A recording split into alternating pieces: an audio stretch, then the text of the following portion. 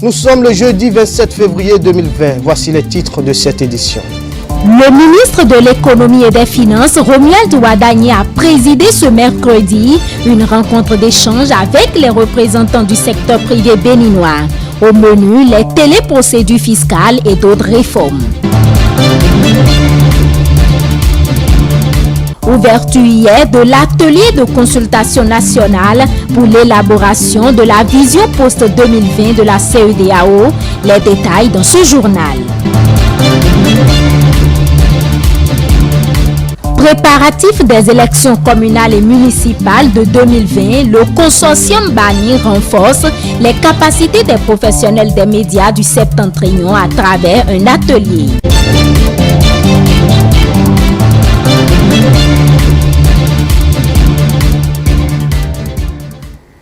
Bienvenue à toutes et à tous. Les acteurs du secteur privé sont désormais imprégnés des questions de téléprocédure fiscale. Une séance d'échange initiée par le ministère de l'économie et des finances et la direction générale des impôts a eu lieu hier mercredi à Cotonou à cet effet. Mathieu Boko et Jean-Marie Kedelou y étaient. Voici le compte rendu. Une rencontre initiée par le ministre de l'économie et des finances et le directeur général des impôts. Il s'agit pour eux de permettre aux acteurs du secteur privé de bien saisir les tenants et les aboutissants de la réforme de télédéclaration et du télépaiement des impôts et tasses mises en œuvre par le gouvernement. Aujourd'hui, de votre maison, de votre ordinateur, de votre bureau, vous pouvez déjà, après avoir rempli la déclaration en ligne, l'envoyer. Ensuite, procéder immédiatement au paiement. Et dans l'ancien système, il y avait le retrait des quittances. Parfois, débordé, on n'arrive pas à délivrer la quittance de paiement le même jour.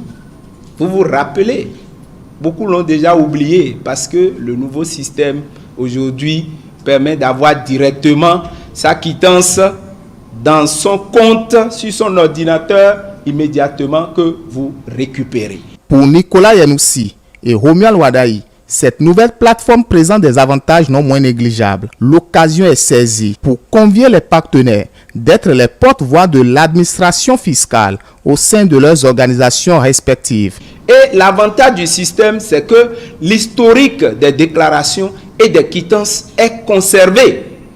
Avant, quand vous avez des difficultés et vous demandez ou bien on change un directeur financier ou en cas d'une mission d'audit, vous avez besoin des quittances pour faire des justifications, il faut adresser une demande à la DGI et nous aussi, ça prend le temps que ça doit prendre pour vous délivrer les duplicata. Avec le nouveau système de téléprocédure, vous ouvrez votre compte d'impôt, vous avez votre historique, vous pouvez récupérer vos anciennes déclarations, vos quittances de paiement et puis terminer. Nous sommes à une période où je peux vous assurer, opérateurs économiques, si ceux qui sont là aujourd'hui, si le président Talon, l'équipe qui a aujourd'hui aux finances, ne font pas les réformes pour simplifier la vie, je ne sais pas qui peut le faire. Parce que vous avez aujourd'hui une équipe qui connaît le monde de l'entreprise, qui sait ce que c'est qu'investir, qui comprend vos difficultés. Et vous avez pu noter qu'il y a certaines réformes qui viennent sans même que vous n'en fassiez pas la demande. Il y a certaines effectivement que vous demandez, mais plusieurs viennent parce que vous n'en faisiez pas la demande, mais nous sommes conscients que ces réformes sont utiles. Notre conviction, elle est simple. Quand on simplifie la vie d'un entrepreneur, quand on allège le poids de faire les affaires, quand on permet à tous les citoyens d'avoir une égalité de chance pour opérer, mais les gens investissent, ils créent de la richesse, ils emploient des travailleurs, et quand ils font tout ça, le pays gagne. Et quand ils font tout ça, mais on gagne en impôts derrière. Au thème de la séance, les participants ont été rassurés des dispositions prises par l'administration fiscale pour sécuriser les échanges des données à travers la plateforme e-Service. La consultation nationale sur la vision post-2020 de la communauté économique des États de l'Afrique de l'Ouest CEDEAO a débuté ce mercredi 26 février 2020. L'atelier vise à requérir les différentes perceptions sur les réalisations de l'institution sous-régionale. Le compte rendu est signé Sandra Kfadeyi, Jean-Marie Kedelou. La consultation nationale vise essentiellement à s'assurer de ce que la vision post-2020 de la Commission économique des États de l'Afrique de l'Ouest, CEDEAO, reflète les besoins et les aspirations profondes de la population ouest-africaine. Pour le représentant du ministre de l'Économie et des Finances, c'est un objectif ambitieux que la vision 2020 de la CEDEAO projette au regard des performances actuelles de la région. Grâce à cette vision, notre espace communautaire est dans une dynamique positive, notamment en ce qui concerne la mise en valeur de ses ressources, la paix et la sécurité, sans oublier la gouvernance, l'intégration économique et monétaire, évidemment la croissance du secteur privé. Des propos soutenus par le représentant de la CEDEAO au Bénin. Pour lui, les implications de tous les citoyens de la communauté est chose effective. Ainsi, favorable qui détermine le développement à long terme. En effet, la liberté de circulation des personnes et des biens se renforce davantage et les habitudes de nos populations connaissent des changements notables grâce à la mise en œuvre des projets et programmes de développement dans notre espace. Au regard des acteurs ici présents, je reste convaincu que les échanges qui auront lieu au cours de ces assises et dont les conclusions seront présentées à la commission de la CEDEAO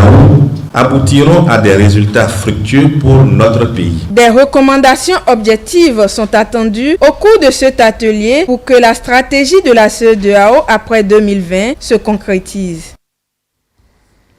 Atelier de renforcement de capacité des professionnels des médias dans le cadre des préparatifs des élections communales et municipales. C'est une initiative du consortium Bani à travers le projet RICAFEM 4 de la coopération suisse. Il s'agit d'un plan de communication pour donner de la visibilité aux candidatures féminines à ces élections de mai 2020. Rolini Djaïto Marquekako pour le compte-rendu. Plus de 30 représentants des médias des départements du Borgou, de la Libori, de la Takora, de la Donga et des Collines ont pris part à cette formation qui a duré du 25 au 26 février 2020. La volonté du gouvernement béninois de positionner 25% des femmes lors des élections communales et municipales. Le consortium a compris qu'il ne pouvait atteindre cet objectif sans l'accompagnement des professionnels des médias. Les principales communications, c'est d'abord voir en matière de communication par rapport aux élections ce que devraient être les comportements, les bons comportements à développer par les journalistes, les bons messages à diffuser par les journalistes pour pouvoir bien accompagner les femmes. Parce que les femmes étant une couche assez spécifique, les femmes candidates, comment les accompagner réellement pour ces élections, pour que la population comprenne que la femme également doit aller au conseil communal pour que le développement de la commune se fasse harmonieusement. Il s'agit en effet d'un projet d'éveil et de renforcement du leadership féminin conduit par le consortium Bani. Le consortium Bani, qui est un regroupement de 4 organisations non gouvernementales du Septentrion. Le consortium Bani, c'est un ensemble de 4 ONG qui se sont mises dans ce creuset-là que nous appelons consortium Bani. C'est dans le cadre du programme RICAFEM 4 de la coopération suisse. Les 4 ONG, c'est Sciençon, ONG, Réseau Alliance Santé, Solidarité et Développement Solidev, et puis l'Union des femmes élues conseillères communales de la Libori, du Borgou et des Collines, qui est le chef de file du consortium. À l'issue des 2 jours de formation, des journalistes livrent ici leurs impressions. Le journaliste a quand même un grand rôle à jouer auprès de la population pour quand même amener ces leaders politiques-là à pouvoir positionner un grand nombre de femmes qui sont avec eux. Il ne faut pas seulement agir en tant qu'homme. Et comme elles l'ont dit, elle ne veut pas juste peut-être qu'on les mette devant, mais elle veut être aussi à côté de ces hommes-là pour pouvoir mener la bataille du développement que nous voulons tous. Cet atelier m'a quand même permis de prendre contact avec d'autres journalistes, de travailler pour dégager des émissions qu'on aura à faire. On a retenu des émissions télé, des émissions radio, la presse écrite avec les réseaux sociaux. Je pense que c'était l'occasion pour nous de nous imprégner des dispositions à prendre pour avoir plaidoyer à l'endroit de ces leaders politiques. Désormais, c'est de tout faire pour que 25% de femmes soient positionnées sur les listes. Donc, c'est ce à quoi on nous invite tout simplement. Devoir de mémoire en 2015, lors des élections des conseillers communaux, sur 1530 élus, seulement 65 étaient des femmes. En instaurant la législation sur la discrimination positive à l'endroit des femmes, le gouvernement du président Patrice Talon met ainsi un terme à un mal qui empêche le développement du Bénin. Hier 26 février, mercredi des cendres chez les chrétiens de l'église catholique romaine, un jour qui marque le début de la période de pénitence. Une équipe de notre rédaction a suivi cette cérémonie des cendres dans l'une des paroisses de Cotonou. Reportage, Romaric Dossa et Edouard Capot. À Cotonou, les fidèles de l'église catholique romaine ne sont pas restés en marge de l'imposition de cendres qui consacre le démarrage du carême. La paroisse Saint-Martin de Cotonou a accueilli ce mercredi 26 février 2020 une grande affluence de fidèles venus pour accomplir le rite du mercredi des cendres. Les dimanches ne sont pas comptés dans les 40 jours, ce qui fait que pour que les 6 semaines puissent être 40, il faut commencer mercredi. Alors, commencer le temps de carême avec les cendres, c'est nous rappeler que c'est l'Esprit de Dieu qui va nous faire vivre. Donc si nous sommes dans la condition mortelle de cendres et de poussière, si avec le Seigneur nous cheminons pendant ces 40 jours, nous allons ressusciter avec lui, c'est-à-dire que nous allons recevoir à nouveau la création, la récréation, l'Esprit de Dieu. Il est enseigné aux fidèles les attitudes du temps de carême, une période pendant laquelle tout chrétien doit se soumettre à la prière, l'aumône et au jeûne. Alors ce temps de carême, c'est un temps d'écoute des mystères et de redécouverte des mystères de Dieu grâce à cette intimité, à cette proximité avec le Seigneur dans la prière. Le temps de carême n'est pas le temps où je dois cotiser l'argent grâce à mes privations et qu'à la fin, je vais les utiliser. C'est pour permettre de rendre heureux les gens qui n'ont pas les mêmes possibilités que nous.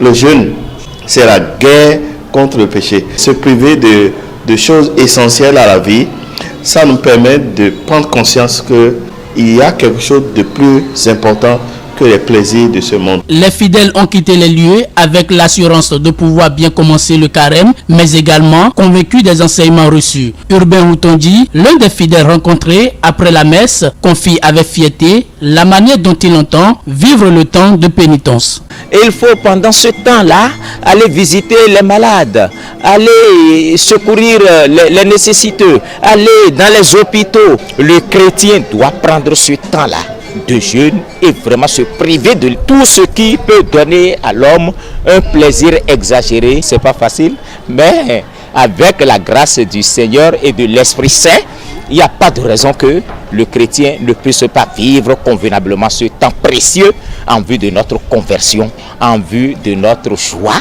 en vue donc de la paix, en vue de recevoir cette paix que le Christ nous apporte à sa résurrection. Tu es poussière et tu deviendras poussière. Telle est la phrase prononcée par le prêtre lors de l'imposition de cendres. Ensuite, il a convié le peuple de Dieu à l'amour du prochain, à la prière et au jeûne, mais surtout à aller jusqu'au bout de leur foi à l'image du Christ. Cela pour témoigner à travers leur vie, tout comme Jean, Pierre, la Vierge Marie et autres apôtres de Jésus-Christ.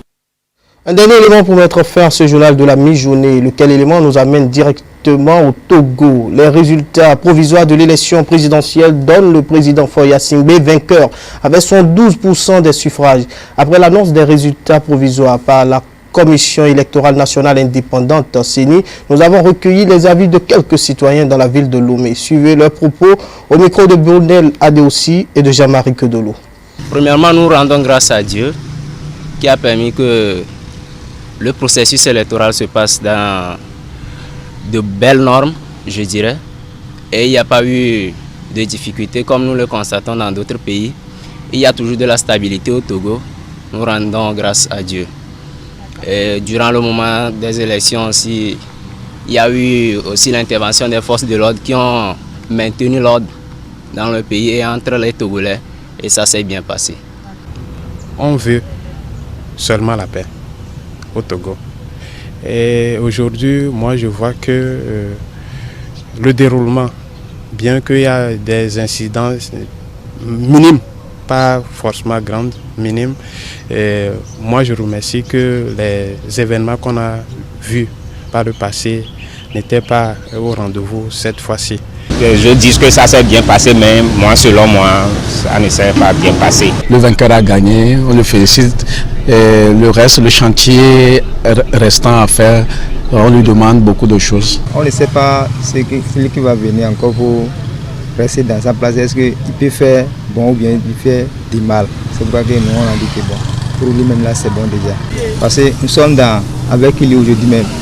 Donc, comme c'est lui qui fait, on est en train de gagner un peu pour manger là, on ne peut pas refuser. On attend sur beaucoup de choses, surtout pour les jeunes, le travail. On demande, ceux qui n'ont pas encore trouvé. Donc on demande le président Faure de continuer son chantier jusqu'en 2025. C'est le choix du peuple togolais que le président Faure reprenne encore les 5 ans afin que la jeunesse togolaise puisse profiter de ces 5 ans et réaliser leurs rêves. Et donc, je lui félicite aussi pour ça, parce que c'est un courage, Et le peuple togolais reconnaît aussi tout ce qu'il a fait avant les élections. Et c'est pourquoi on lui a réélu pour qu'il puisse faire cela davantage. Et donc, nous en tant que jeunes togolais, vous me voyez sur ma moto, je suis un Zemidia en tant qu'étudiant. Nous le prions à ce qu'il revoie certaines choses pour nous permettre à nous les jeunes de pouvoir trouver, surtout en termes de boulot, en termes de débouchés d'emploi, pour que cela puisse nous avantager, afin que nous aussi nous puissions aider nos parents, nos mamans, même nos petits frères, à ce qu'eux aussi puissent compter sur nous. Là, je compte bien sur le président Faure, je sais que ça ira. Oh non, son papa fait 38 ans sans partage, lui il vient de faire 15 ans.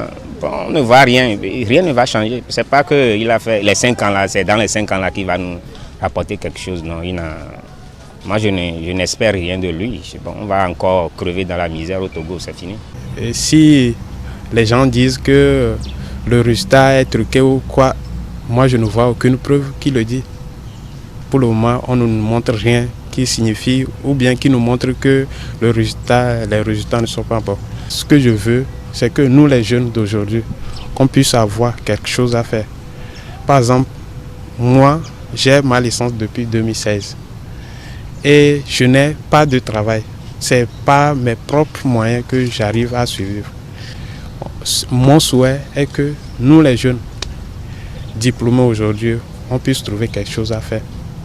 Parce que c'est nous, le lendemain. Le développement de notre pays, c'est nous. Et si on nous laisse sans rien, je ne pense pas qu'un jour on peut développer notre pays. C'était le journal de la rédaction. Merci de l'avoir suivi. La prochaine édition du journal présenté, c'est 19h45. Suivez après moi le compte rendu du Conseil des ministres. À bientôt.